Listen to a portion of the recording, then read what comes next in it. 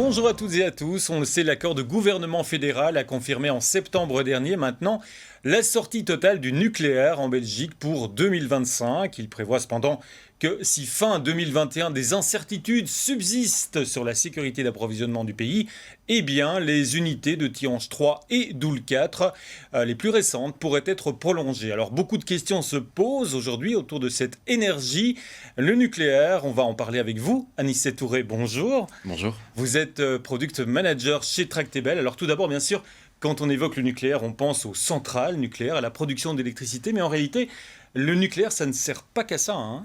Absolument. Le secteur nucléaire, c'est un domaine qui a de nombreuses applications. Je pense notamment au secteur médical. Il faut savoir que l'industrie nucléaire produit des isotopes qui sont essentiels au traitement du cancer, notamment. Mais il y a d'autres applications auxquelles on peut penser l'agriculture et la stérilisation, et également l'exploration spatiale, où on sait aujourd'hui que si on veut pouvoir aller voir loin, on aura besoin des technologies nucléaires. Alors d'autres applications, vous le dites.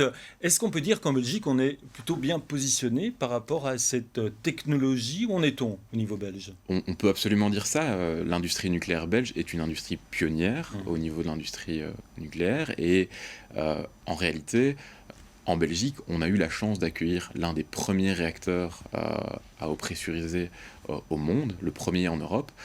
Et on continue, je dirais, à être à la pointe de cette technologie à travers la recherche et à travers le développement de nouvelles applications pour le futur. Alors justement, vous le dites, hein, c'est intéressant, il y a encore de la recherche et pourtant, on le sait, il y a une sortie programmée du nucléaire en Belgique en 2025, certainement.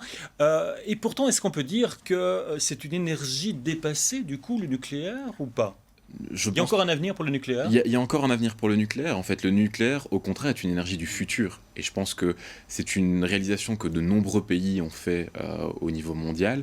On voit aujourd'hui émerger un nouveau business model dans l'industrie nucléaire, le SMR, Small Modular Reactors, qui vont venir s'attaquer à tous les défis du marché de demain.